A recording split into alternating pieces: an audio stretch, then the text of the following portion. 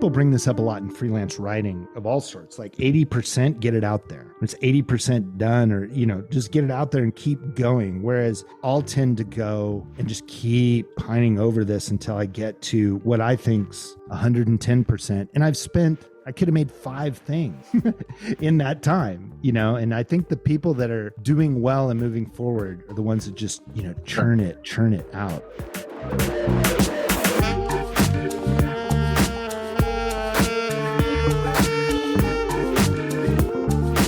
You are listening to the Act One podcast. I'm your host, James Duke. We appreciate you taking some time out of your day to listen. And if you like what you hear, be sure to subscribe and leave us a good review. My guest today is director and screenwriter Brandon Dickerson. Brandon Dickerson is an award-winning writer, director, producer, honored for his work in film, documentaries, commercials, and music videos, including the coveted Cannes Gold Lion. With comprehensive experience as a DGA filmmaker, Dickerson also enjoys serving as an educator, writer, speaker, and improv teacher. Brandon is currently producing his commissioned screenplay, Katharine, the true story of 1880s social justice pioneer, Dr. Katharine Bushnell.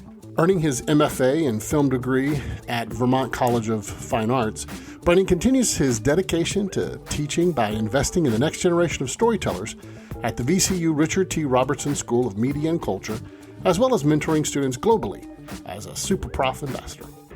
Brandon is a talented guy, he's a sweet guy, funny guy, and I think he's a deeply thoughtful person of faith. And I really hope you enjoy our conversation. Brandon Dickerson, welcome to the Act One podcast. It's great to have you on. So good to be here, James. Thanks so much. We were just chatting beforehand about how we have all these mutual friends. And you're one of those guys that I feel like was in the room probably at some place, and then you would walk out and I'd walk into it, or I was, right, or I was in a room and then I walked out and you walked in. So for some reason we never met, but let's tell the true story. I've tried to meet you a bunch and you've like run across the room. You're like, oh, here he comes. That's the truth. No, but it is funny how they always say Hollywood is a small town, and right. I've just known of and then you talk about the Christian community in Hollywood, even smaller, and so many people, with the reaction that I would get when I would tell them, I know of Brandon, I've never met him. The reaction I would get was always, really? Like, you don't know, like there was something wrong with me. Like there was some form of some deformity. There was something like, how could you not know Brandon? So anyway. It's great to finally meet you sort of face to face. So absolutely. Yeah. It's fantastic, man. It's great. Great. Well, thanks for. You've had a just a really fascinating career that I want to introduce people to. And you are a writer, director, producer. You've worked in a lot of different spaces. You've made feature films. You've been hired to write other people's work. You've written in the space for obviously with music videos and commercials. So there's a lot of stuff I want to talk to you about. But you've also, it seems to me, lived a very interesting life. Your family has been on a little bit of an adventure, and I want to make sure we spend some time talking about it, because just so people know, you're coming to me. We're speaking right now. I'm sitting in Los Angeles in my home, and you are speaking to me from where you live now, which is in Portugal. Is that right? Yeah, and not only Portugal. I am on an island in the middle of the Atlantic Ocean, and one of my favorite things to do right now. And sometimes I can tell if somebody's looking on their phone or Googling the Azores. So we're on the Azores Islands. I'm on São Miguel Island. And if you look, you're shocked. It is just these islands in the middle of the Atlantic Ocean. So we are 1,000 miles actually away from Lisbon. We moved to Lisbon in September and then fell in love with the Azores here and moved here in March. So yeah, I'm coming to you. I may get the award for the most remote podcast. I mean, we are just on this beautiful island. We love it here. So. Well, bravo for technology, because the right. image is crystal clear. I don't know you found fiber on the island. I know they do. People think we moved to Gilligan's Island. They're like, do you have, are there grocery stores or there? So it has very fast internet and surfing, which is something I didn't have when we ended up in and around Austin. So back to my California roots in a way. That's great, bro. Well, I want to get to kind of why you're there. We'll get that. I want to start off just because the other thing is you've been a pastor. You've obviously spent time in ministry, and so I want. I was also the Kool-Aid man. I just want it's never been documented that I was for a summer. I worked as the Kool-Aid man. So I just want to add that as we're talking resume. Just want to make sure that it's noted. Yeah. Oh yeah, I would dress up in the suit and go to grocery stores and do like special appearances. So it's never been noted, and I never get the props that I want for having. It was Icy Bear, and then I upgraded to Kool-Aid Man for one summer. So that sounds like either the worst summer job or maybe possibly. No, it paid really well in the 80s. I mean, this was like you made a lot, so it was great. That's great. I love that. And I put the Kool-Aid Man suit in a short film. So I was like, I have the most interesting, costume design, which probably was illegal to put, a copyrighted image. But I have some early kid short films in high school that include the Kool-Aid Man illegally. I think. Know how to use it. You just get it in there. Use what you have. Use the tool in your hand, right? That's the filmmaking 101. Well, so talk to us a little bit about how you came to be. Like where are you from originally? Yeah, I grew up in Fullerton. So behind the orange curtain down there in the 80s, and Fullerton was the kid that saw a movie called The Champ. I don't know if you remember Ricky Schroeder and John Voight. Yeah, that film destroyed me as a little kid. I saw it twice and I couldn't believe that you could see the same movie, know exactly what was going to happen, and it wreck you. And so it was like I was 8 years old and asked my dad how these films are made, and he explained to director, and everybody else wanted to be, play for the Dodgers or be firemen, and I said I wanted to be a film director. So it was a very young age, and being in California, you can get some support for that, but that was it. The classic, VHS camera when I graduated from 8th grade graduation, and sort of haven't stopped since. So, but yeah, that's where I grew up. Grew up in Fullerton, California. Now, did you grow up in a religious home, a Christian home? Or? I did. I had a really twofold positive experience. Then my parents got divorced when I was quite young, which is actually how I pulled off the video camera. like I was able to sort of turn, I got a gift. Was it a BMX bike? Yeah, it was. It was a complete, like that Christmas, I cashed in on so many things. So with all the negatives of being a child of divorce, it probably helped my film career at a young age. But what's interesting? I was thinking about this recently that I had, and it's almost like you just don't hear this anymore. I had a really positive youth group experience. Yeah. Like I feel like probably so many of your friends as well, so many friends I had are sort of like going through the difficulties and traumas that they had in that. I actually had an incredibly positive youth group experience. Evie Free, Fullerton, some great friends, some great sort of mentors, also a creative encouragement, like all those VHS movies I was making for youth group. I was filming all sorts of stuff, had places to show work. And then later in life, after college, a church that I was working with youth at bought me a film camera, not a video camera, a CP16 film camera, which was the start of music videos. That's how I started shooting music videos, was with a film camera. So did it shoot 16? Was that a 16 mil? Yeah, it was 16 millimeter film camera. Wow. Yeah, it was incredible.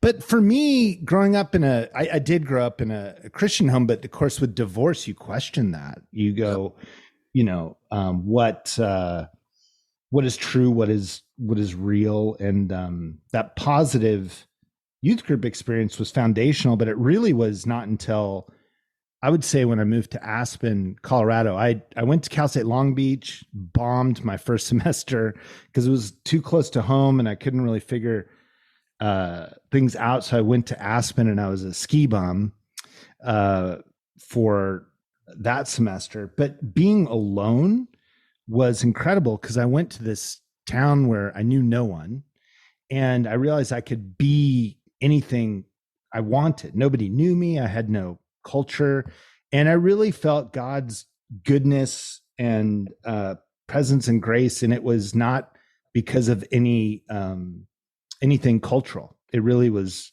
real and foundational and profound. And I'm thankful for that. It was a wild sort of route.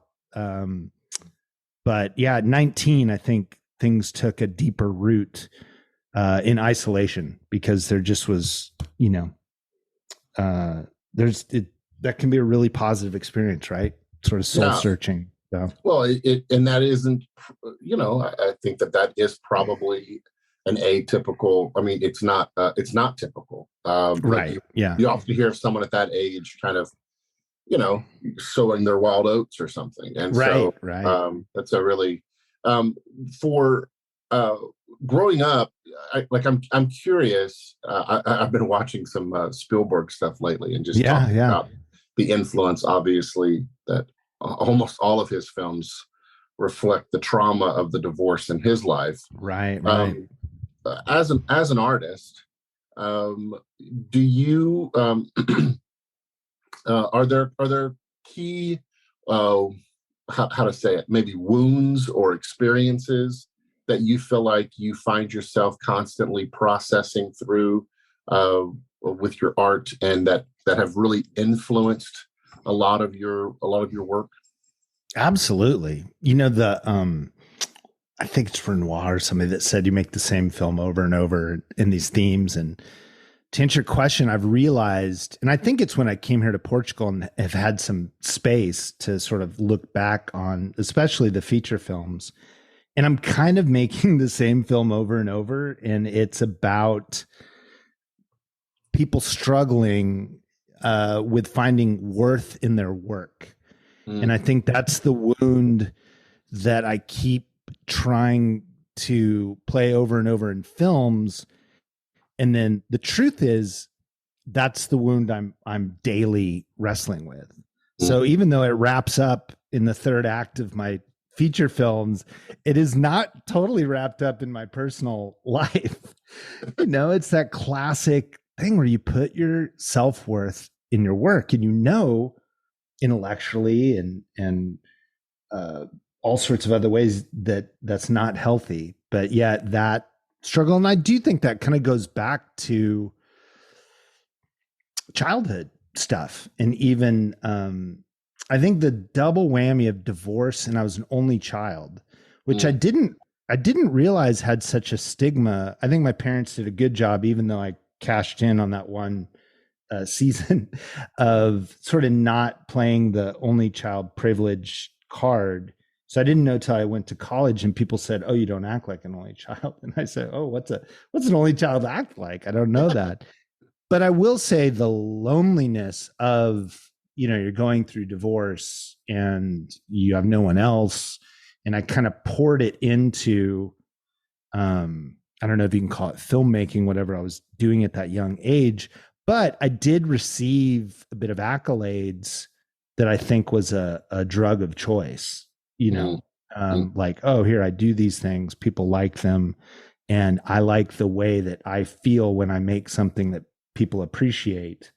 And then I think as an adult, and certainly when you become a professional, that's a mixed blessing. Like, nobody, if I'm having honest conversations, I'm like, nobody feels sorry for you for, oh, you made your 4 movies and hundreds of music videos. There's no pity in that. And I'm thankful.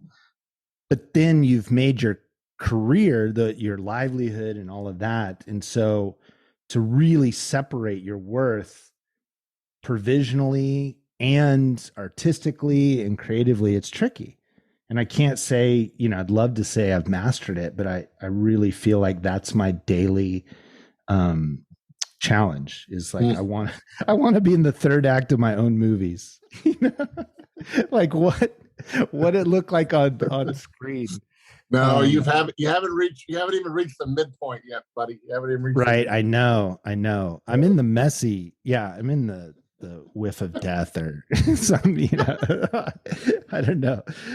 The darker bits, but I want to get there. I'm trying. I'm working on it. But that's a great question, because the answer is yes. These themes keep coming up. I think that when you look at, and you probably don't think about this, because we often don't think about it for ourselves, but whenever you look at someone's body of work, you can actually see little traces and hints of this kind of stuff. I think a true artist is always kind of working out, like you said, they're always working these things out, and over and over and over again. And for you, when you started, music, was music videos kind of your foray into the business? Did you what was your first professional gig? Yeah, it was all music video. So that I took that super 16 millimeter film camera and was living in New Mexico. Brian Belknap, our mutual friend, was there as well. And I would just find bands that were coming through and then try and meet them and shoot music videos. So first professional, I think would be Five Iron Frenzy. I don't know if you know this band, Five Iron Frenzy. My wife is a fan. Okay, there you go. So I think that professionally, there were a few videos prior to that. Really Echoing Green, actually, I think may have been my first video. I did this documentary, a documentary short for a band called The Prayer Chain. But then where it took off was Sixpence None the Richer, so I was doing a lot of those videos, and those guys had become friends. And Steve Taylor, this is right after Kiss Me, and Steve Taylor did the coolest thing. And I had been doing quite a bit of music videos at that time. All the 5 Minute Walk videos I did exclusively. And then I started doing stuff for Tooth and Nail, and then Sparrow. And then it started getting bigger and bigger. Then Switchfoot, a bunch of Switchfoot videos. But coming off of Kiss Me, Steve Taylor, every 11 directors wrote for the There She Goes video. And he trusted me in the band. Yeah, no, it's crazy. He trusted me and the band trusted me. And that video blew up. And then of course, this is a time, depending upon the age of your listeners, there's this thing called music television that showed music videos and VH1. And so that ended up being a in heavy rotation and top 10 video. And so then music videos really took off. And then two things happened. Disney, I pivoted. I was very fortunate when music videos started dying, and you had Napster come and the whole music video thing. And then MTV wasn't playing videos, like this perfect storm. And so I was making a living as a music video director. And then I jumped to Disney. I did this Jump 5 music video, and it was for Beauty and the Beast. And that's how I met. It was like Disney. I did probably 40, this became my thing I was able to jump from when music videos died. I was very fortunate to start doing Disney music videos, which were thriving because they had, their own channel, DVDs. So anytime they would do radio, Disney Radio. Yeah, Disney Radio. I mean, it was just a thing, and they were very good to me. And I became, the go-to guy for a season. And that was incredible. That was just good fun because they would take, like in this case, they would take a song, they would re-release Beauty and the Beast, and then they would just take the song and get one of their acts and add it would be like Beauty and the Beast, you know, or it would be Pinocchio or Snow White, or, you know, I just did all these videos. And then of course they had the movies. So then I was doing, you know, Camp Rock 2 and Lemonade Mouth and Princess Protection Program, all of that. And then a bunch of buddy videos, like all the dog videos. I was doing all the Beverly Hills Chihuahua, you know, everything with dogs. And so, I mean, it was comedy. All the Pixie, you know, when Pixar picked up the Tinkerbell franchise.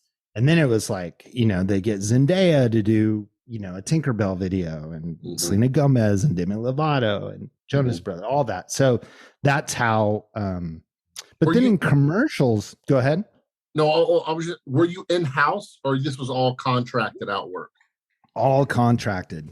All contracted. Yeah. And it just, yeah, I mean, you'd have to compete for them, but once you get that ball rolling and, you know, you start building relationships. And for me, there were all these divisions. So there was the direct to DVD division would make music videos. The Disney Channel original movies would make videos. Then Narnia, then they would make Narnia, and I would do the videos for Switchfoot for Narnia and Stephen Curtis Chapman for Narnia. And so it was, I was very, very fortunate for that. And then commercially, I just had the craziest thing happen.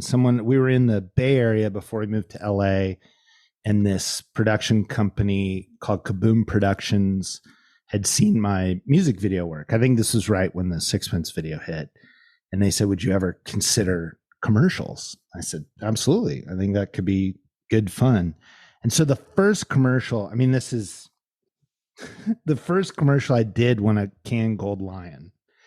So it like you win the Oscar. The very first. Yeah, the very first one. So yeah, if you can do that, that's a good way to start in commercials. So what was the commercial? San Francisco Jazz Festival.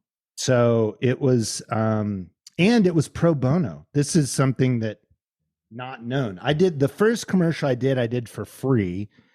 And then just to like get my, you know, feet in the door, and Kaboom was like, the creative on this is great and you should do it. And then I didn't even know I was doing another commercial in Europe, and I got a fax, which tells you what year this was.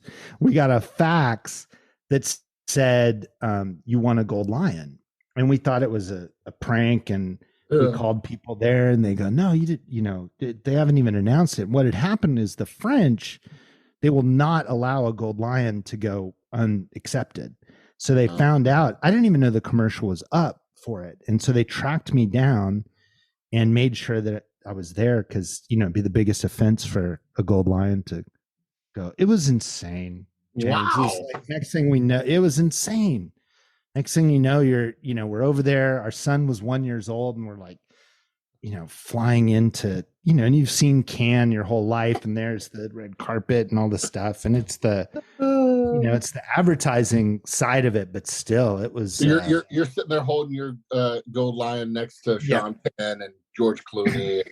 Yeah, but those guys aren't those guys. It was actually it was none of the film guys, because this is the advertising side of Cannes. And so, but it was like Tractor and all of my heroes that were commercial and music video directors. Wow. Were all there, you know, and this is when like Michelle Gondry and Spike Jonze and all those guys they were like heroes to me in the commercial and music video world. And but it was nuts. And so then European commercials took off, and I was doing, but what's funny is a Gold Lion will get you 2 years of just insanity in the commercial world, and then you're not hot anymore. Right. And to be honest, in the Disney world, when I switched to feature films, they found a new me, and I couldn't go back. So like once I became a feature film director, I was not hireable in commercials, or it like killed my livelihood, which is an interesting thing. Why do you think that is? Well, I think looking at Disney, so I was directing at least something every month, if not a couple things a month. And sort of insider baseball, is that what you say? Insider baseball? And so is that the truth is, if you're an executive at any place, right, you want job security.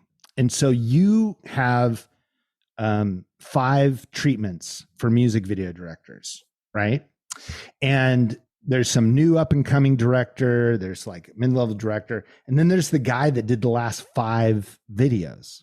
So I was that guy for a while. I was the guy that they go, look, sure, he can direct Camp Rock 2 because he just did the Demi Selena video for Princess Protection Program.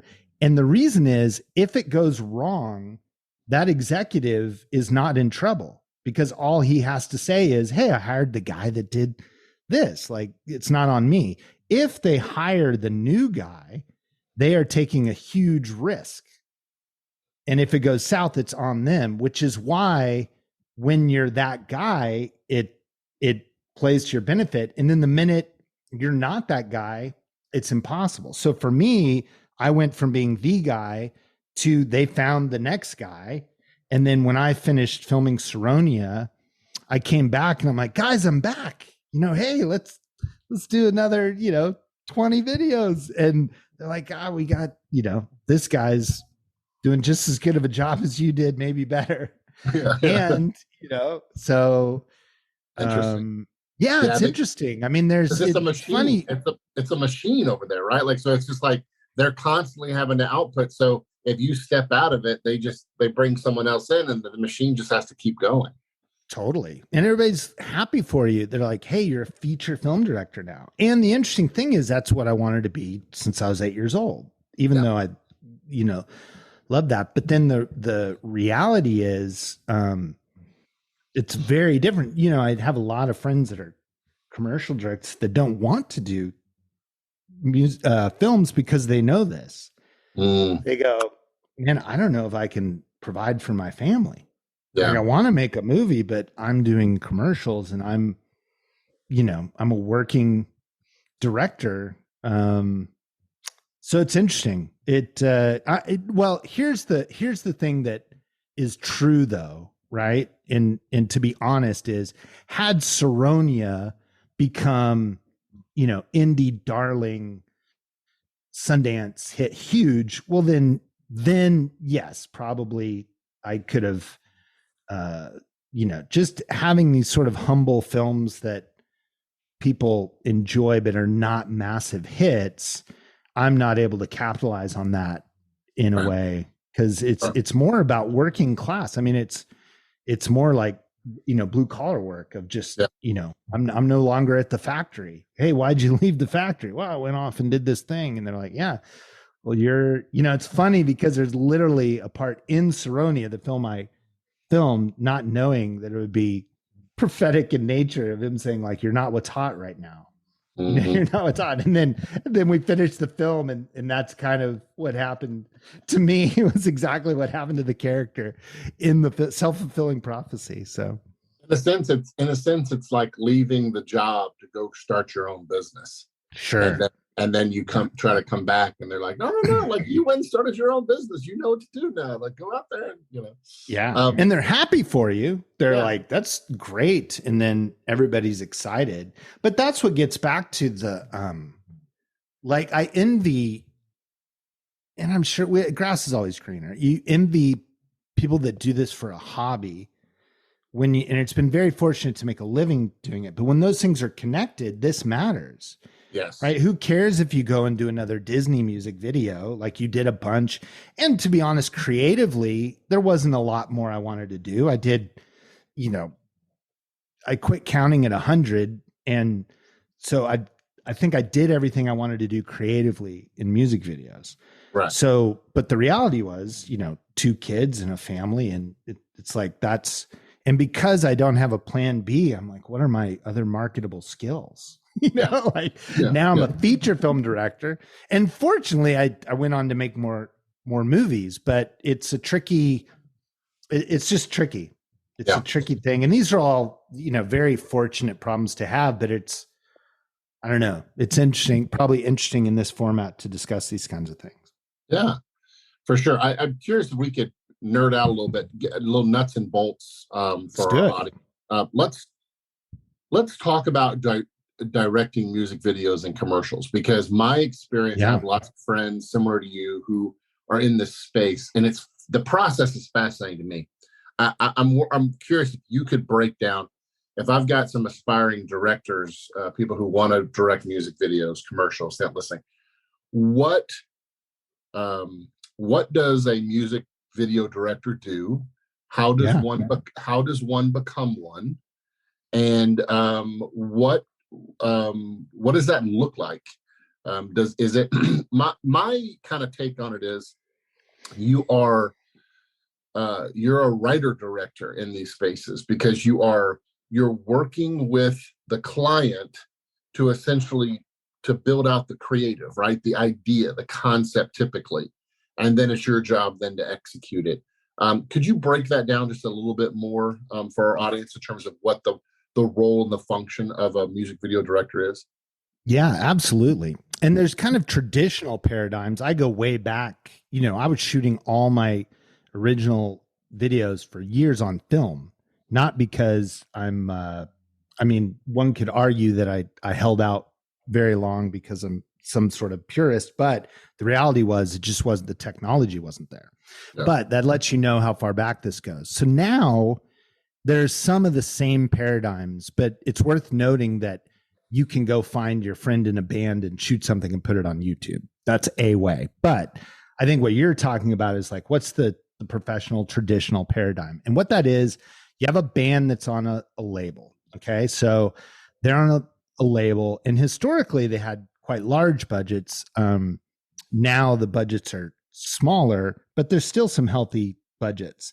And so the label gives the band, they're like, you have an album, you have a single, and we're going to give you, $150,000 to make a video for that signal. Now what happens is they go out to directors. So they're looking at reels, and usually they'll pick, 3 to 5 directors. The Sixpence one had 11. I've heard, sometimes it's a couple, but it's always, you're competing. And you're right. You're completely right about the writer director, because you write the idea. So as a director, you write what's called a treatment. And when I started, those were written. And as time went on, they became elaborate websites, sometimes depending upon the scope of the project. So it's anything from, at a minimum, it's kind of like a pitch deck would be in anything. And you are showing your idea, and you say, it's either going to have a story or not have a story. It's going to, what the band's going to look like, and all these photo references, there's pictures. And so you make your presentation, and then the band and the label will decide who gets the video. Now, the other thing to note is, and this is still the case in the grand scheme, a director is signed to a production company. So I was at Kaboom Productions, then I was at Propaganda, which was why we moved to LA. And that was a huge production company. Then I was at Crossroads, Merge at Crossroads. And so they will have a roster of directors. And so typically directors within the same production company will not compete, but different production companies will compete. And so that is also a contract, so to speak, to bring it in budget. My idea has to be $150,000 idea. So then they say, let's do it. And then that production company produces the music video, and you go and you shoot it and you edit it and you bring it, all the way.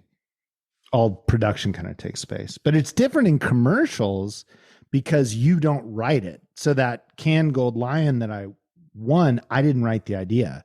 It's basically like being handed a script. And on that side of things, you have historically an advertising agency, a client, and all of that. What's interesting now is a lot of those things are getting blended, or you'll have in-house, or a production company will also create content, generate ideas. But generally speaking, that's it. And that's why music videos are fun, because you're coming up with the ideas. Right. And they used to be quite lucrative. I know. Oh, yeah. Music videos, like you said, the budgets have shrunk. I even line produced some stuff back in the day, and I remember speaking to this director who he was like this. He had done like, huge ones, similar to you. He did some Britney Spears and back in the day, and he had done AC/DC, and like he had done all these back in the day when they had these big budgets. And then I think he was European. I think he was over in Europe or something. And the project I was working with him on was like the 20th. This was years ago, but it was like a 20th of what. And I remember him just on the phone, just letting, like, he wasn't mad at us, but he was just letting us have it. He was telling us about how, man, they used to give me millions of dollars to do these things, and now everything is. And so I know that that has shifted and changed. But having said that, like you said, there are still some the occasional nice budgets, but commercials also in particular. I don't think a lot of people realize that, kind of as with television, because there's so many commercials are needed, there's so many of these types of projects needed. You can earn a nice living just working in, depending on what you do, just working in commercial and music video spaces, because there's such a huge demand and huge need. So these production companies, like you said, are churning out all these projects. So when you think about that, when you think about like the opportunity that someone would have to kind of jump into a system like that, what would be your advice on an aspiring director? What do they need to do to get known as a director? What kind of advice would you have for them in the marketplace today? What do they need to be doing to build? Well, first of all, let me take a step back. What should they be doing to develop their skills as a director? I was talking to a buddy of mine, Scott Teens. I don't know if you know Scott. Oh yeah, Scott's awesome. Yeah. I heard your podcast interview. It's great. Yeah, and Scott and I were always talking. He's like, well, no one gives. Writers can just write, right? Yeah. But directors, no one's just letting you go out and practice directing. I know. That's what I was saying about envying, painters or musicians. Yeah. You can write 100 songs and you only show me 10 of them. Yeah. Or, painting, but I can't make, 50 movies and show you the 3 best. Exactly. Exactly. So, it's so true. It's interesting. I think basically your question, the break in and in that space, the thing that we talked about earlier is what makes it so difficult is that people are not taking risks. And so they're hiring the same people. So the top music video guys are like the top music video guys when these nostalgic stories that I'm telling of my early music video careers, there's like 5 of those guys that are still doing it. And the reason I think they're still doing it is because of the risk adverse nature of it. I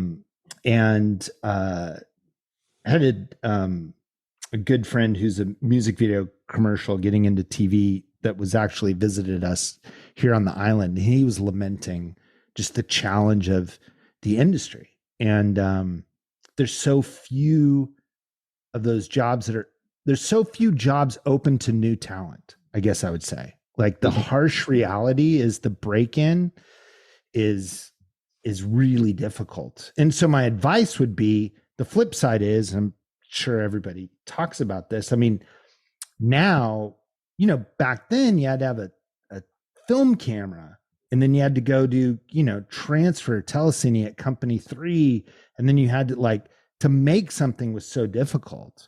Whereas now you can, get a Blackmagic pocket camera and go make something amazing. So my advice is go find a band in the music video space, find a band that you love, like go to a club, go hang out at Largo and just go see every show and meet the bands and those relationships and build your reel, build your work so that you have to have something to show. Like there's no way to break into, if you want to break into music video or commercial's so tricky because you really have to have a production company. Yeah. Like people are not, that seems to me, and maybe people that are still doing it could speak to this better, but I don't see how you don't do that. And that's another route, is build your reel and then go find these production companies that are going to partner with you and then try and find you work. Yeah, there's no independent commercial world. Like you kind of have to work in the system with advertising agents and production companies. Totally. What is it's interesting that, well, on the band side, you go and you shoot your friends. I remember like that sort of happened to people. Like a director that's doing a bunch of videos for his friends, and then your friends are Smash Mouth, and now you're the hot, like if that band hits, you could be making a mediocre video, and all of a sudden you're the guy that directed the video for whoever it is. So that's the way to do it. Go out there and shoot a video and then make sure that band blows up. And then you're, but anyway, I cut you off. You're saying? No, I was just curious. How does one develop that visual aesthetic? Do you just, what I always tell people is just like what you just said. There's no excuse these days. Like you have an amazing camera in your pocket. Like what you and I are talking about. Shoot it on an iPhone. Yeah. I mean, I'm talking to you on an iPad that can these things are possible nowadays. There's no excuse to kind of go out. And so if you were kind of designing a course for someone where they said, Brandon, how do I learn how to direct? The two things, and you tell me, check the advice that I give and tell me what you think. But I always say, find an excuse to shoot something with actors so that you're getting the experience of learning how to visualize a story, but you're also learning how to direct actors. Those would be the two essential: how to communicate with actors, how to work with them, how to collaborate with them, and then also how do I tell the story visually? What is that good advice? What would be kind of your advice for someone who's an aspiring director? Absolutely. And I love that you're asking me to teach a course, because I love teaching. Like that's my other, especially at this point with like 25 years behind. I actually just am completing a master's, not because of anything else, but I've found so many people have asked me to teach, and then they're like, oh, you need a master's. I go, really? The 4 feature films are not enough? They're like, no, what you really need, what the kids really want to hear from is someone with a master's. So, but now I have both. So, so you're calling my bluff in that you're asking me to teach right here and now, and I love it. Since we're talking about music video, I would take exactly what you're saying, because here's the important part. You just mentioned to work with real actors. And that's why it seems silly to work with a real band, but that's where you're going to learn that dynamic, because let's take it on the short film. There is something charming and cool about shooting all your friends and that, but the minute you work with real actors is where you're going to learn, and you learn more through failure. So you need to get out there and fail a lot, fail quickly and often, and start doing it, and you're going to learn, because you learn more from that than from successes. So on the music video side, find a real band that you don't know and pitch them on an idea, on a concept. And then you're going to understand how the whole thing works. You're going to understand that, they created a piece of art that you're slapping something on top of. And that's a delicate relationship, because you're either enhancing or just completely ruining what they've worked on.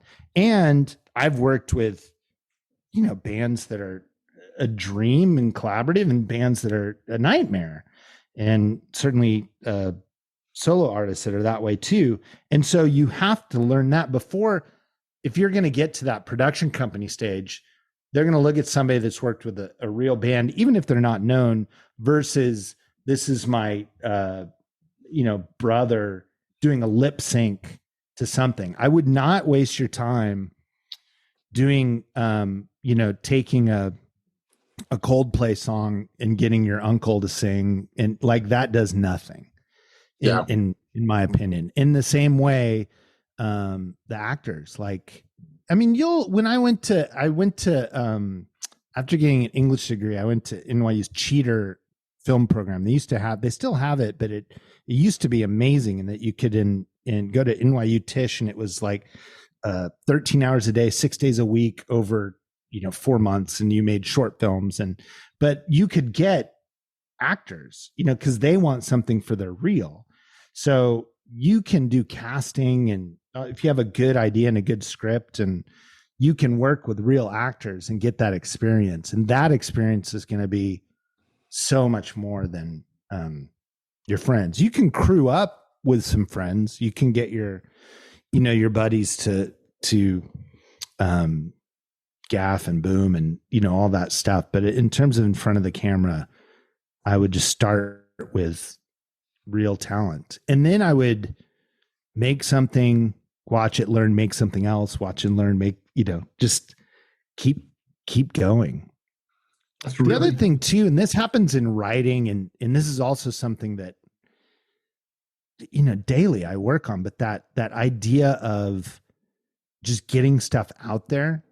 Like, I find that, people bring this up a lot in freelance writing of all sorts, like 80% get it out there. It's 80% done, or, just get it out there and keep going. Whereas I'll tend to go and just keep, pining over this until I get to what I think's 110%. And I could have made 5 things in that time, and I think the people that are doing well and moving forward are the ones that just, churn it out. I agree. I think that is such good advice. Both of those things are such good advice, because those are 2 places that I find a lot of aspiring filmmakers often get stuck. Is they get stuck with not working with people who are better than them.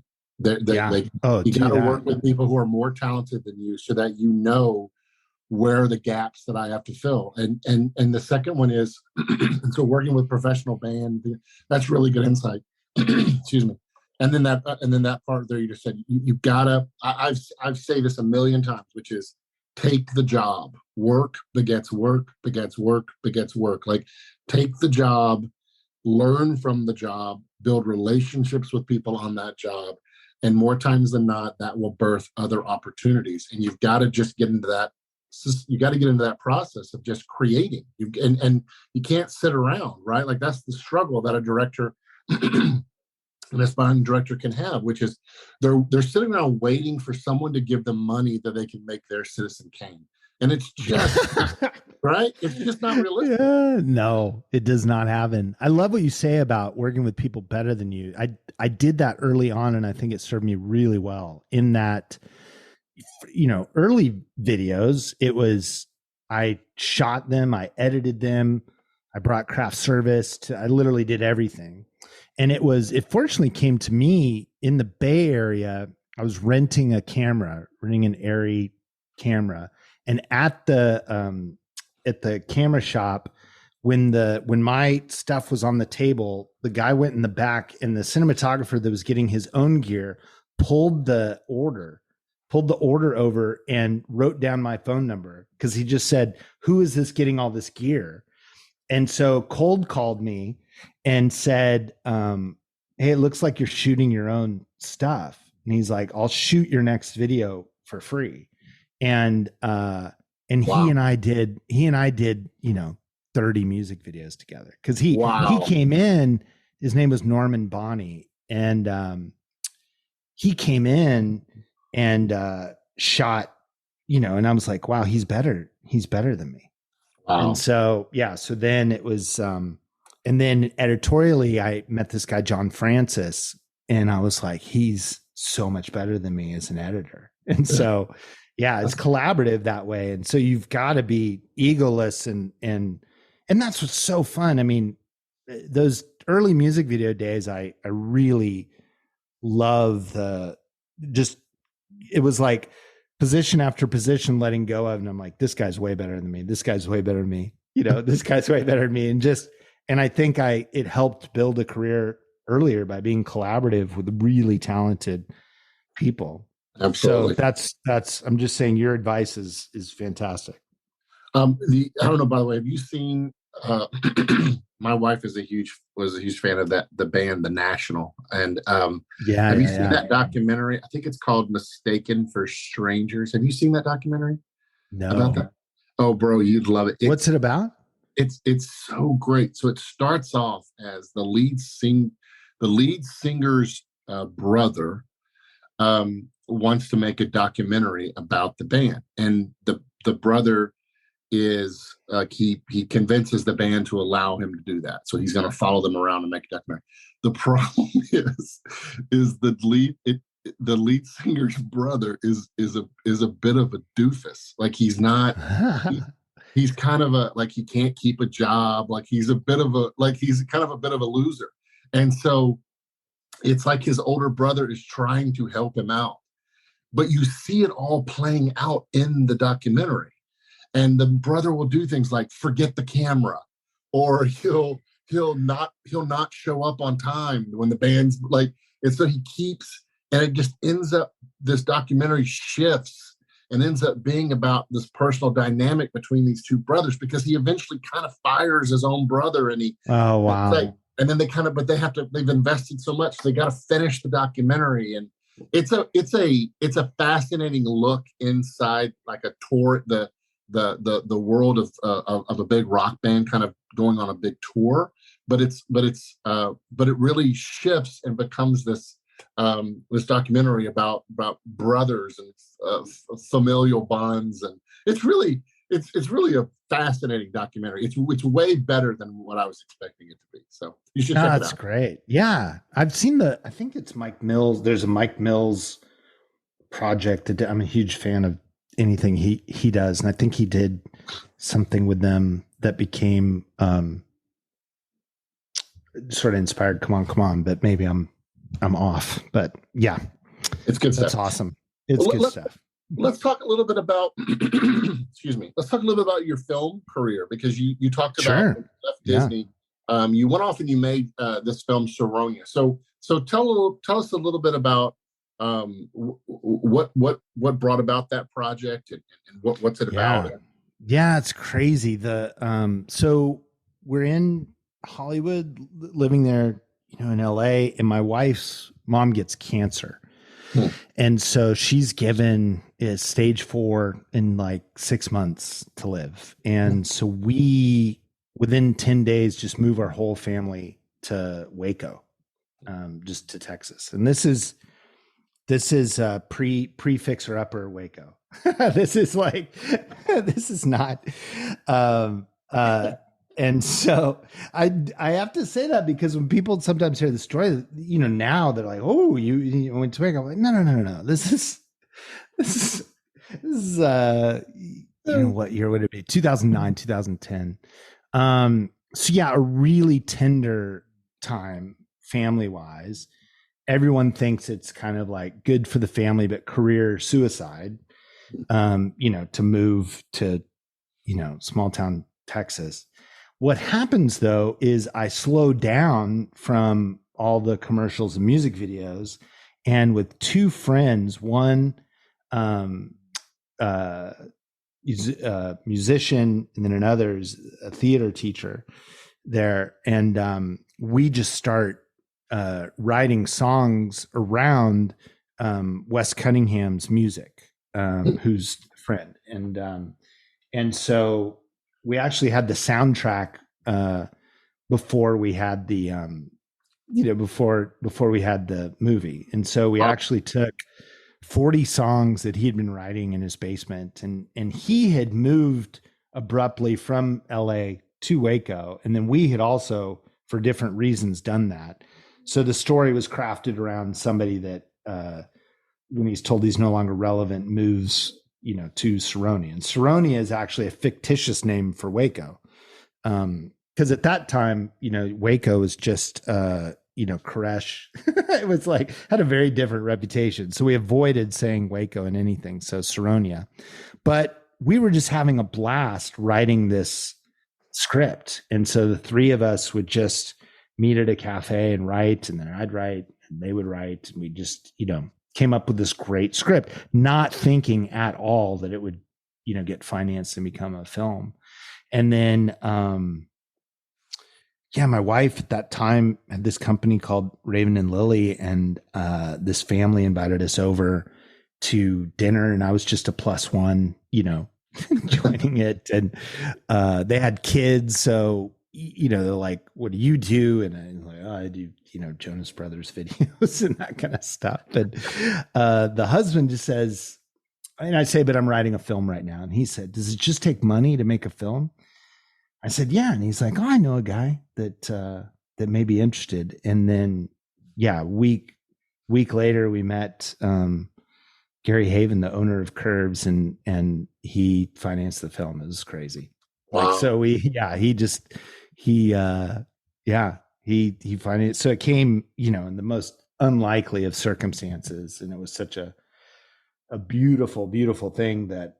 And it was kind of, one of the coolest parts of it was that Kirsten's mom was lamenting the fact that we had, uprooted the family. And then before she passed, I was able to tell her, like, because of this, my childhood dream is coming true.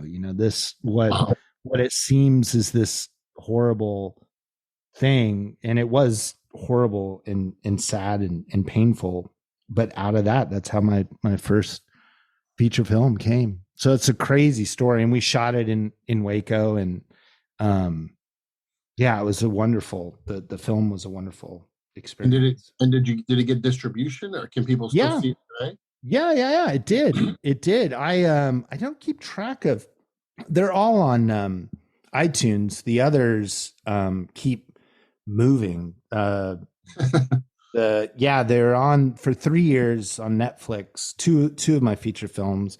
And then what's so interesting is, like, someone will say, like, "Oh, I watched Victor on Tubi," and I go, "Oh, I didn't know it was on Tubi." Or like, AMANDA JACK GO GLAMPING was, featured on Amazon. We watched it. So I don't, once you sort of sell the film, it's not in your hands. So, and I didn't even know how long they would be on Netflix. So, what was the anyway? Yeah, you can. I think all of my films are on iTunes, and then pick a week. They jump around everywhere. They're being traded on the open market somewhere. So it's funny here in Portugal. People are trying to find them, and they shift all the time. So. You're sitting. So here you are, finding yourself in Waco, shooting your first feature film. Did you? By the way, you shot it in Waco? Yeah, we did. Yeah, shot it on film. Shot 35. It was a blast. It was so fun. And what was that process like for you? Finally, kind of stepping into that experience. Did you do kind of what we talked about before? Did you surround yourself with a lot of people that you knew, that you had a relationship with, to kind of help you through the process?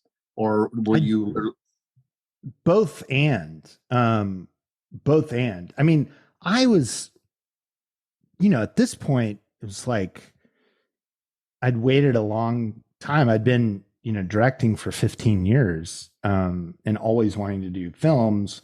And so I was just thrilled. I was just, put me in, coach. I was so excited. I'd spent so much time on set. This is an interesting, another insider thing is that I had been given the advice to, there's two ways to go. And I think this is what you're asking. You can either surround yourself with the people that you've worked with, or hire the most talented person. Here's the mistake that I made, to be honest with you, is that I hired a few key people from my music video and commercial world that are incredibly talented. And it dawned on me on day 3 that I've never worked with them more than 2 days. Right? This insane aha moment and a bit of an oh crap moment. And in hindsight, it makes total sense. But I did surround myself with some people that I loved, that were talented, but they were music video commercial people. And it was not easy.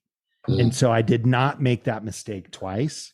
But I will say I made my first film harder than it needed to be. I'm pleased with the end result, but it was harder than it needed to be because I did bring up some people that I worked with, and there really are different mindsets, skill sets to come out and have amazing craft service and cranes and all that on commercials is one thing. An indie film shot in Waco is a totally different beast. Yep. And so I don't care how much we get along.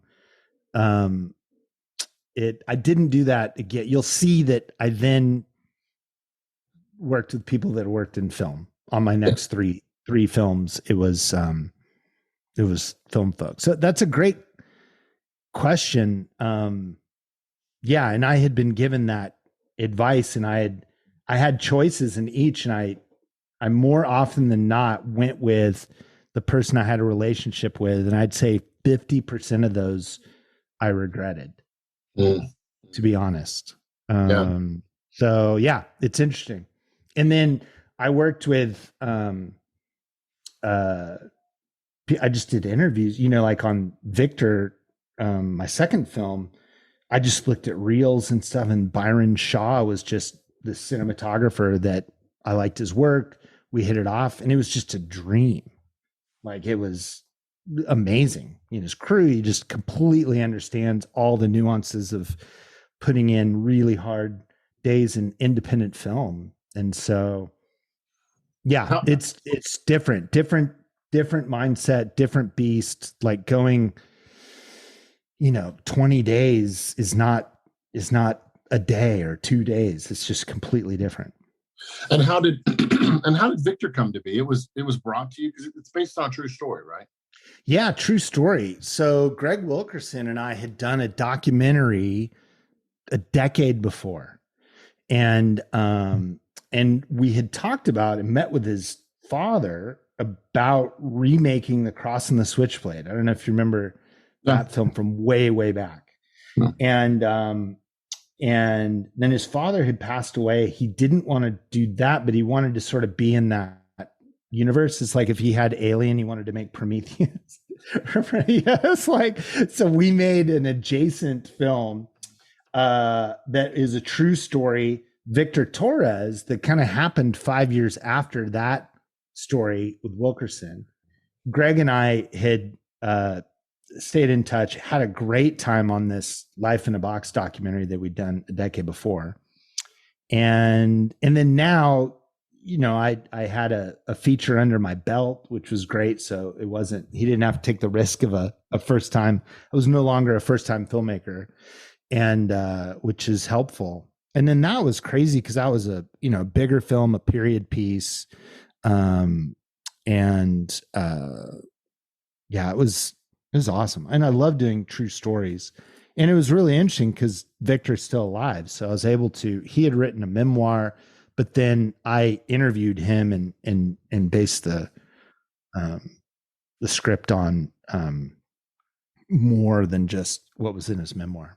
That's what I was going to ask you. So you wrote the script as well. And when you're dealing with a real life subject matter, did you find, said you enjoy making them? I'm just curious, are there any, do you approach it differently at all? Because in that case, right, the person's still alive, you're able to interact with them.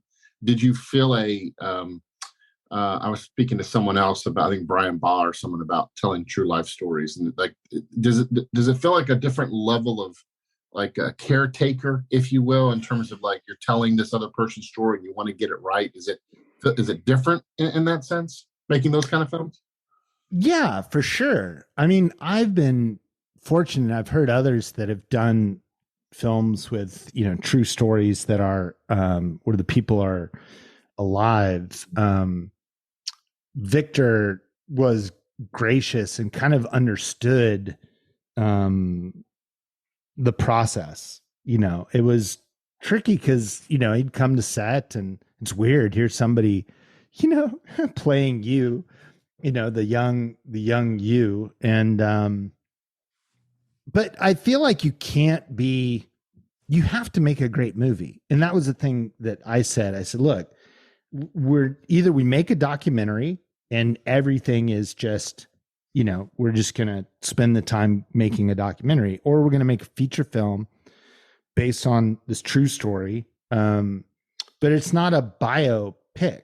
Like we've got to, there were 3 guys in the gang. I need that to be 1 guy because we don't have time and nobody in the audience wants to hear, the nuances of these 3 guys.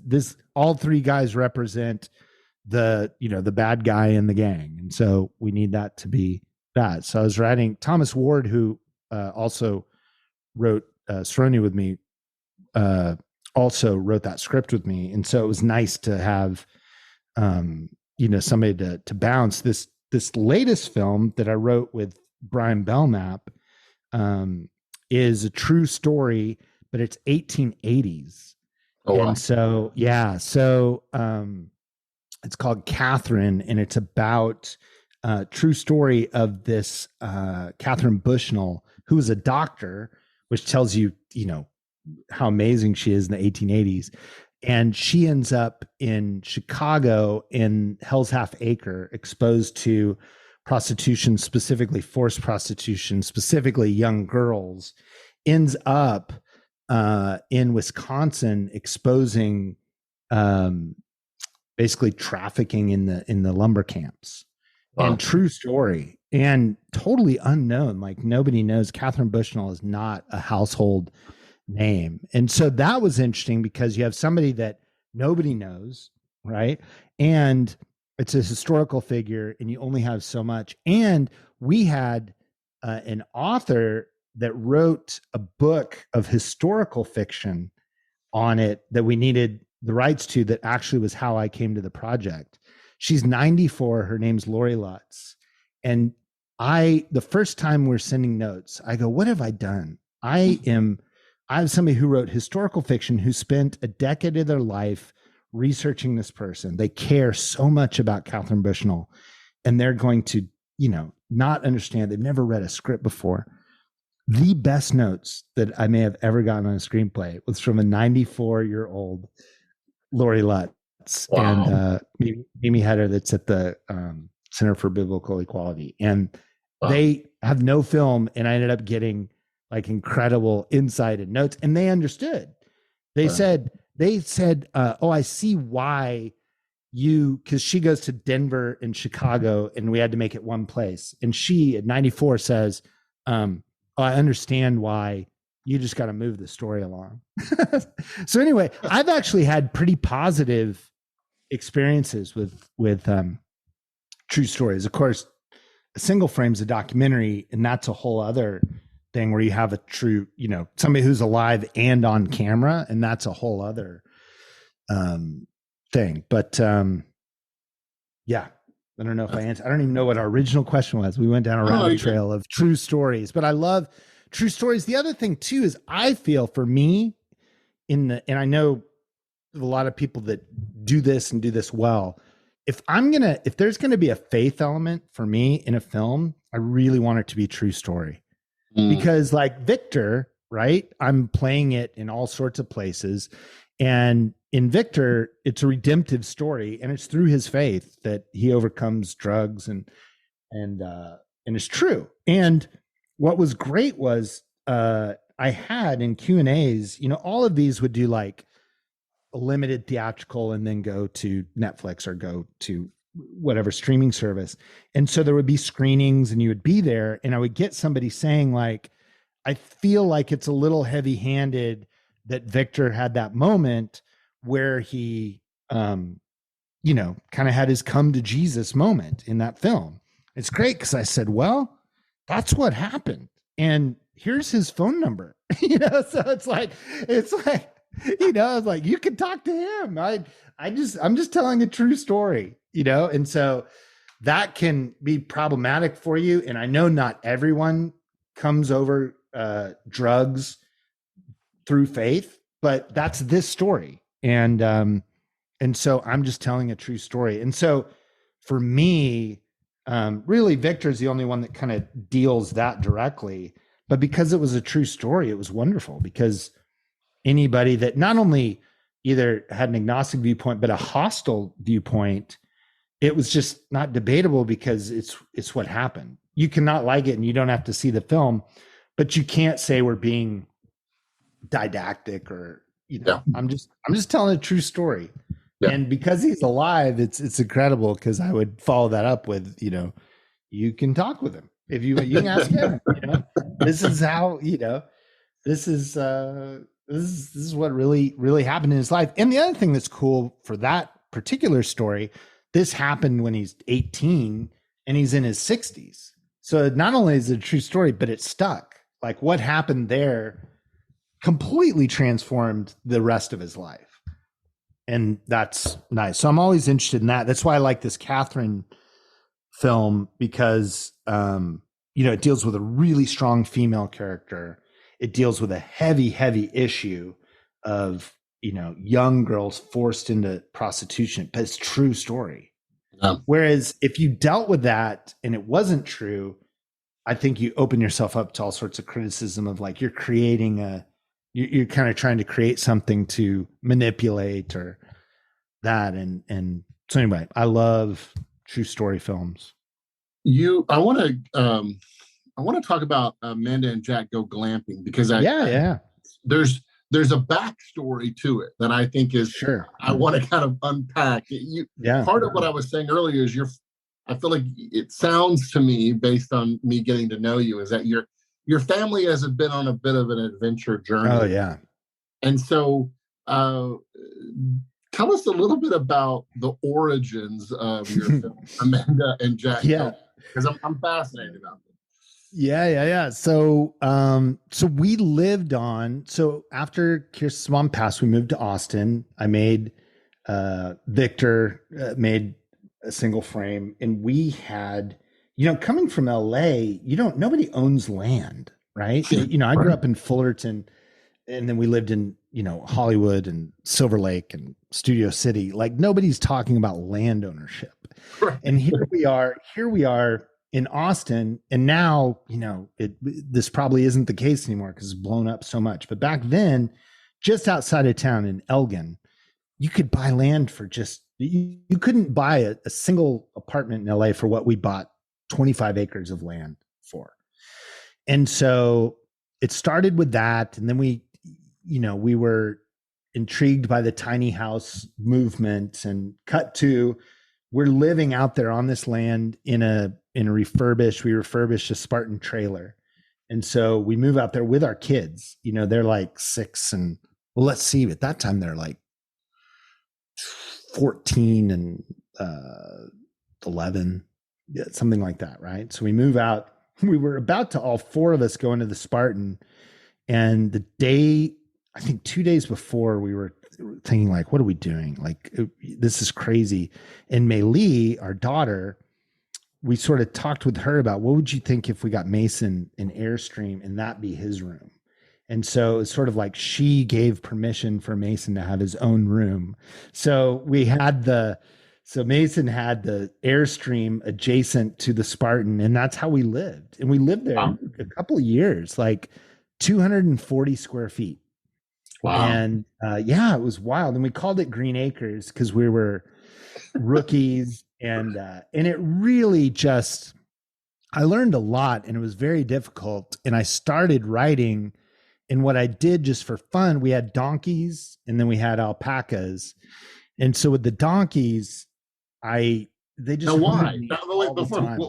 Why not? Donkeys are awesome.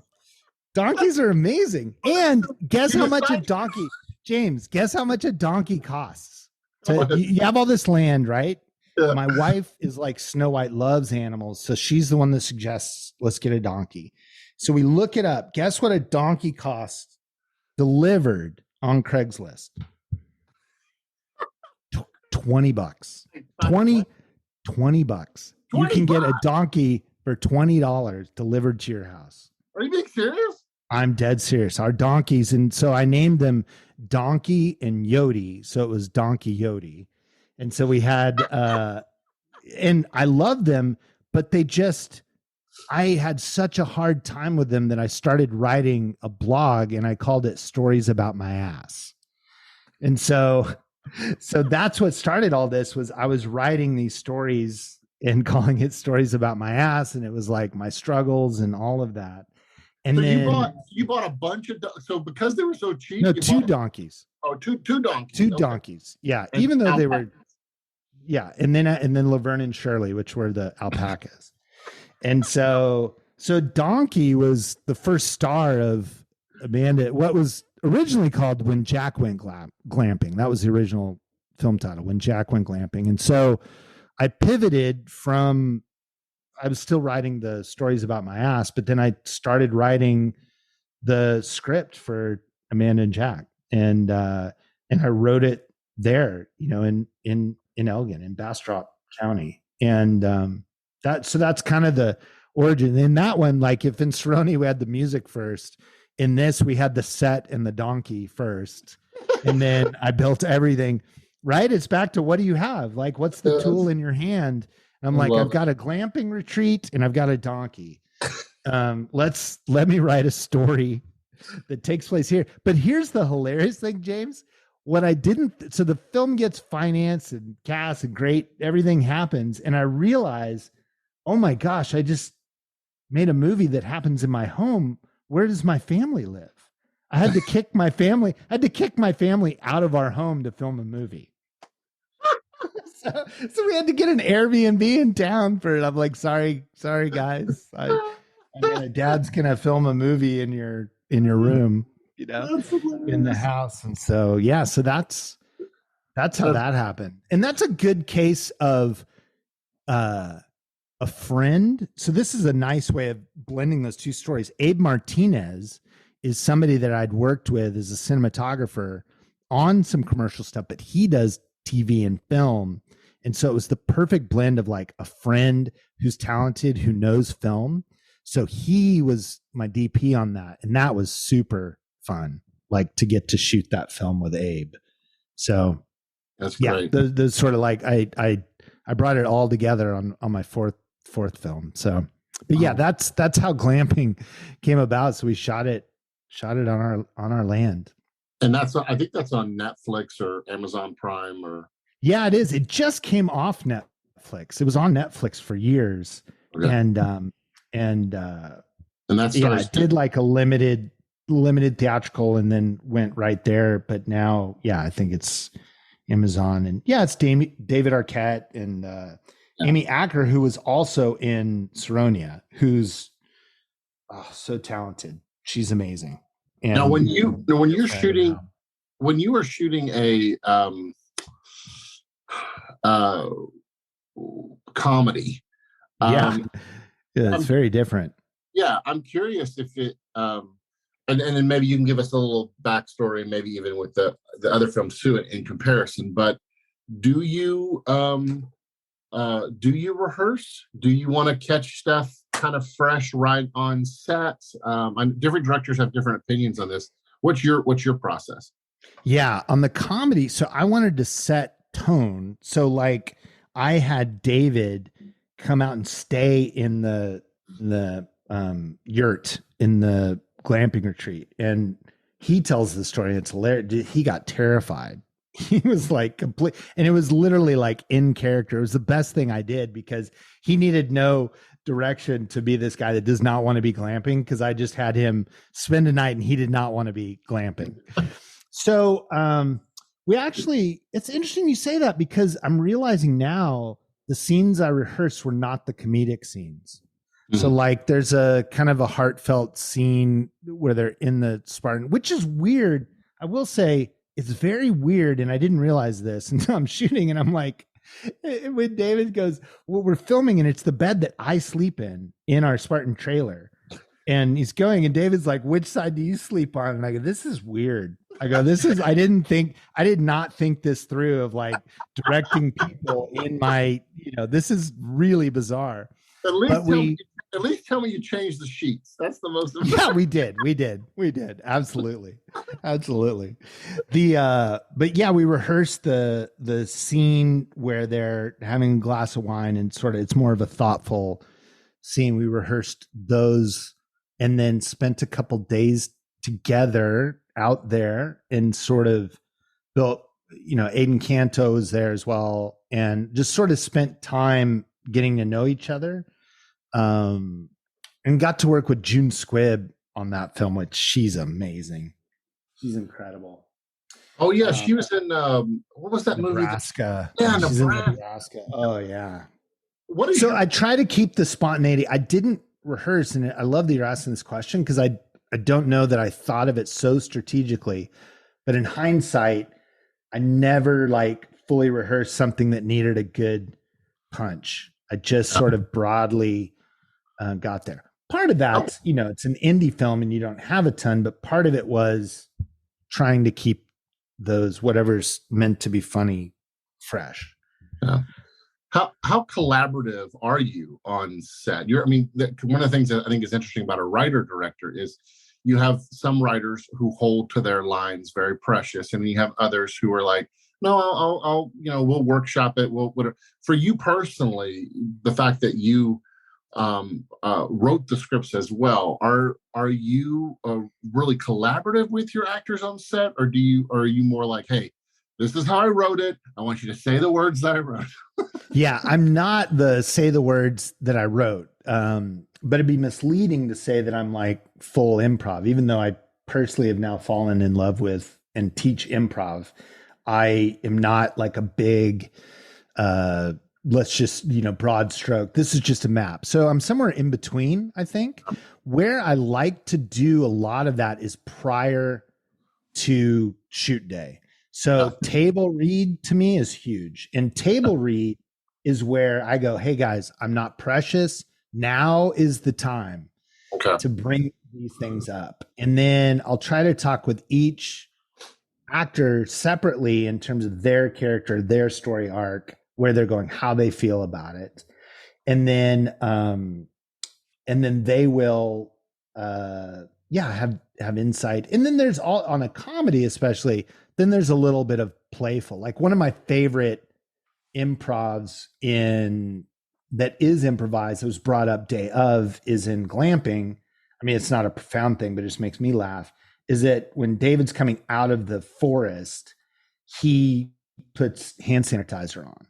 And it was just something that he had in his pocket. I have it in my pocket. This is pre-COVID when David and I were the only people that thought Purell was awesome. So it was kind of an inside joke. And then he, on one take, it was like he just needs to walk out of the forest, and then he just uses Purell. And it was hilarious because and it was hilarious because it was on point with his character. Like, this guy's a little neurotic, and like, how do you, coming out of the forest as a germaphobe was great. So there were those kind of moments that you tried to, be open for that kind of improvisation, but I'm not like off the rails, like, hey, anything. What's interesting? And this is on the commercial thing, and I'd be interested in, I wonder if there's others like this. This is a problem I have, and I want to use this opportunity to find out if I'm alone. It's that on set, I'm really nice. Okay. I try and be really welcoming, kind, just that's my vibe, right? On set, especially on commercials and music videos, it gives the false impression that I want input from a variety of people.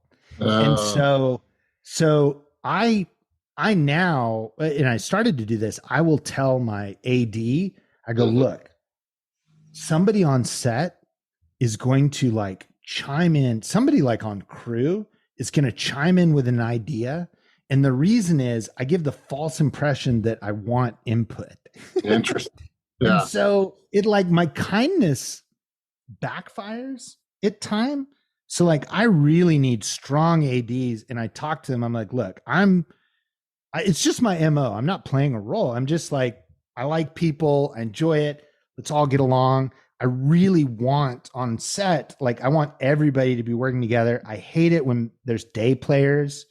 I have this huge thing at the start where I say, we treat cell phones like cigarettes. If you need to use your cell phone, it's over here. Here's the, if you're a smoker, there's the smoking place.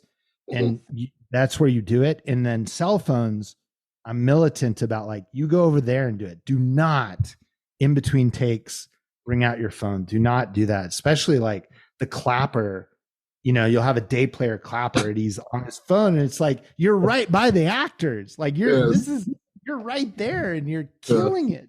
So, anyway, I don't know if I would love to hear if I'm alone in this struggle or if anybody else is like the kindness like backfires on you. I've had some hilarious like people that just would inappropriately throw out an idea and it's just comedy. Yeah, totally. Yeah, like that. Like, you know what you should do? Yeah. Or like a guy that's doing an amazing job, is dolly grip, but then all of a sudden he's like, it'd be funny, or it'd be a good idea. I'm like, oh, bro, this is not. I have given the false impression that I am looking for your ideas right now, which is, and then you sound like a jerk. So that's a weird, because I'm not gonna come back and do that. So the answer is I tell the AD, I go, this will happen. And it's hilarious because then it happens. I go, you're right. Yeah. That's a good said that would happen. So I just sort of rely on a great AD to like keep it sharp and let it be known that my nice guy thing, it does not mean that I do not have a very clear vision of exactly what we're doing today. And we can have fun and it can feel light, but it doesn't mean we don't know what's going on, what's happening, or like, hey, anybody got some ideas? I don't know what we're gonna do here. That sounds like the right process. I've often been, or in the past, I had been told that like quieter directors need louder, stronger ADs, and then louder directors need quieter, softer ADs. Like there's a balance there when you want that AD to kind of serve the opposite of you, so that you can be unleashed, do what you do, and you don't need to play the bad guy, or you don't need to be the one that's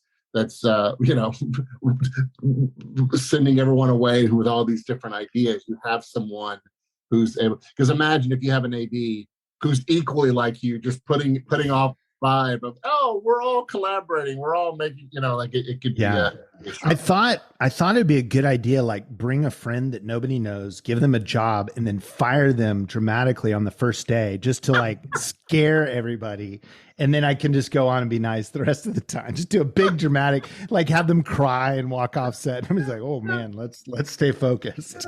That's hilarious. Cast an actor just for the sole purpose. Right. Yeah, totally. Yeah. What's this on the call sheet? Fired guy. Fired the number 2 on the call sheet. Yeah, exactly. That's amazing. The fact that you're not in the rat race, right? The fact that you're not living in LA, you're living in the rat race, and you're able to kind of be out of it. Do you feel like it gives you better perspective as an artist? Like, do you feel like for whatever you might lose by not being able to go to In-N-Out, do you feel like in a sense, do miss that. I will say I miss that. And Mexican food. Those are the two things. Not great Mexican food here. But do you feel like, in spite of that, do you feel like these lived experiences and what you're actually living now, do you feel like it actually creates new colors on your palette as an artist that you can draw from? Is that something that is a goal of yours, or is it just, hey man, I'm living my life and just doing my No, thing? It's definitely a goal, but I want to combine both of your questions. I want to answer both of them, in that Does it open up creatively? Absolutely. Absolutely. Like most of my friends here are Portuguese. They have totally different perspective. I'm trying to learn the language. I'm struggling. I'm failing. I see the most beautiful things. I dive into my deepest insecurities. Kirsten and I are close. We don't have a faith community, and that's really hard. So it's in some ways the best of times, the worst of times. Hey, I should write that down. Best of times, worst of times. That's a good start. But here's continuing the honesty. I don't know how optimistic I am about it, because I think I am in a golden era of that creativity and all of that. I don't know if anybody's looking for that.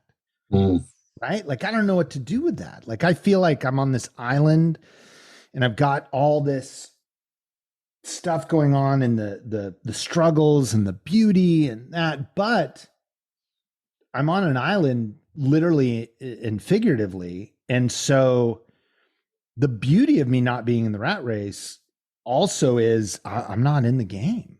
Yeah. Like for someone like me, you could say on one hand, like, amazing 4 films. The other thing you could say is like, none of, I missed it on Netflix maybe, or, like, I've seen one of them. I've seen, like, not a monster, just amazing that I've made a career out of it and I've done it, but nobody's like, oh no, he's on an island, let's get him back, because I'm not in the rat race. And so that is the career side of it is challenging. So it's tough, because what's the perfect balance? Like, I've got your second question. I feel like there's a lot of beauty happening. I'm wrestling. I'm writing. I'm struggling. I'm seeing beautiful things. I come home from surfing and I'm like, God is good. And, and I see these things. But then it's like, yeah. But then what do I do with that? Like, what's my next, if Katharine happens, that'd be great. But what if it doesn't? Yeah. Right. And what if this doc doesn't go anywhere?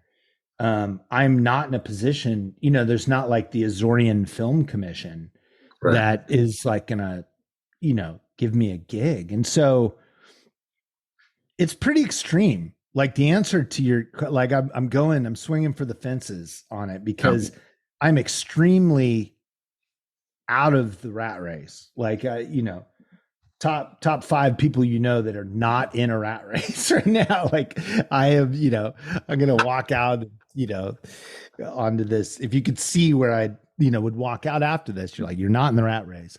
But the flip side is I'm not headed to set tomorrow either. No. So, I'm shooting my own things and doing that. And I miss, community. It really is community. That's the thing I miss. And so my favorite thing, people go, what's your favorite thing? Writing, this, that. And I go, day on set. Oh my gosh, actors and that, everything from the, costume designer to that, the collaboration. I'm just like, I love it. Love it.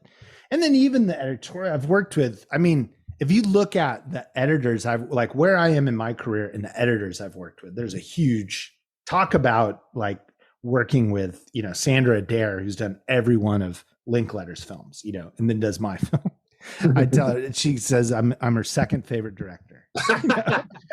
And so I've been really fortunate, but that relationship I love. Yeah. And so the flip side is like, I'm on an island. And so how do and the best version would be I just travel, being empty nest. I can just, when a job comes, I travel, but we have not, that pump has not been primed back open. There's no Disney, there's no commercial. And, this isn't a season where something other than that I write, somebody's, tracking down. They're looking for a young up and comer. They're not searching for me on an island. So I don't know how, I mean, it's going to be really interesting. You know, we haven't even been here 6 months. We've been in Portugal for a year, and the creative side, the soulful side, the therapeutic side is high. Career, I'm hopeful, because I believe, getting back to the teaching, I believe that if you don't have that, you're just going to make crap. Like if you're in LA only seeing what everybody else is doing in that rat race, I think quickly, and I don't mean this in a judgmental way, but you're just going to start churning out the same thing as everyone else. And, you know, I'm optimistic. And what I want to believe is that the greatest stuff would come from somebody living on an island in the middle of the Atlantic Ocean. You know, I just am not there. I just don't know. I haven't done it yet. I wish I could say I have. I'm getting there. I'm in process. Yeah. And you know this to be true. And it's just something that I think bears repeating. I've said it before. And that this, it's important in this industry is like everyone wants to know, everyone's looking for the next thing, the new voice, right? And that's always since the beginning of the business, it's always been about finding the next person, next step, like who's the new voice, right? And in the meanwhile, you have someone like you who has been in the business, who is now living life at a different clip, and you are like I said, gaining all these experiences. You're developing yourself as a person in terms of just your mental health and just everything going on with your life, and that is feeding your soul and developing, you know, filling up that cup, that now you have more stories to tell. And to your point, we don't know if they're interested. We don't know if they're interested in those new stories. But I will say this: it sounds like you're coming from a place of real peace, and it sounds like you're coming from a place of wholeness, which is something that I think for a lot of us younger in the rat race that are listening to this podcast, that is something that I think it cannot be overstated. And that is, as a person of faith working in this business, you cannot find your identity in your work. You cannot find your identity in this business. Your wholeness, your completeness, your peace cannot be in what you do. It has to come from your identity and your relationship and how you identify with Christ and those around you. Your thoughts? Yeah, no, I think you nailed it. I mean, I think that's it. You have to disconnect those things. And I'm reminded too, like the garbage in, garbage out, right? Just super, super simple. It happens in our lives, but it also happens artistically, right? Yeah. Like if you're not feeding yourself with good, true, and beautiful things, it's a lot to ask for you to create something good, true, and beautiful. So, you know, input equals output. So I love that. That is a great place to wrap up our conversation. And Brandon, man, I love you, buddy. This has been a fantastic love you, dude. I'm so impressed with your heart and your story and just everything that you've done. And I know so many people who just love you, and I know why. You have this you have this presence about you, and I think that the people on that island get to experience that right now. They get to, man. So I'm happy for you. Come visit. I would love to. Come on out. Come. I'm gonna look for flights, and we'll see. Yeah, do it. Yeah, direct from Boston or from Newark. So come on. Yeah, we'll do a follow-up podcast 101. Be like live from the island. Yeah, that'd be great. We're here. We're at the retreat. The Source Island retreats is happening. Here we are. Yeah, that'd be awesome.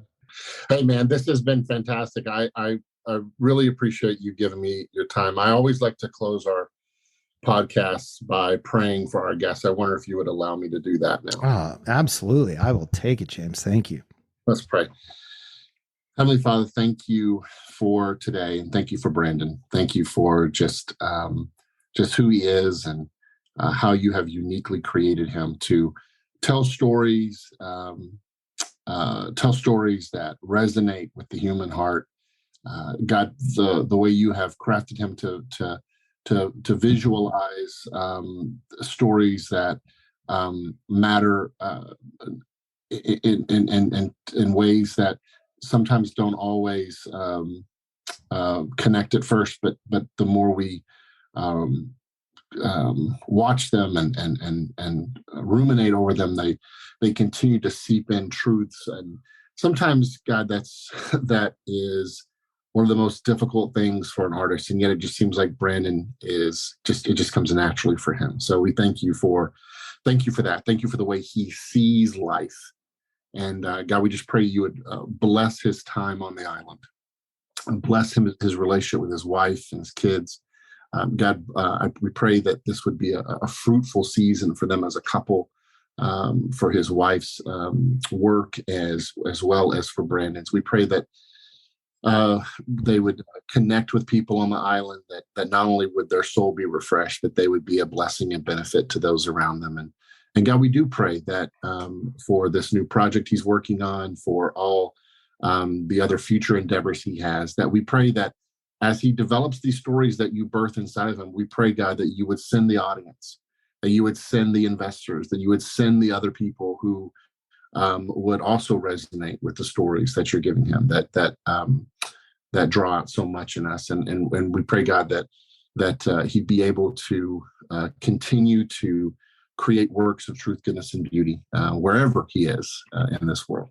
And we just thank you for just this time. We just pray a blessing upon their entire family. And we love you, God. We pray this in Jesus' name, and you promise to be stand. Amen. Thank you for listening to the Act One podcast. Celebrating over 20 years as the premier training program for Christians in Hollywood, Act One is a Christian community of entertainment industry professionals who train and equip storytellers to create works of truth, goodness, and beauty. The Act One program is a division of Master Media International. To financially support the mission of Act One, or to learn more about our programs, visit us online at actoneprogram.com.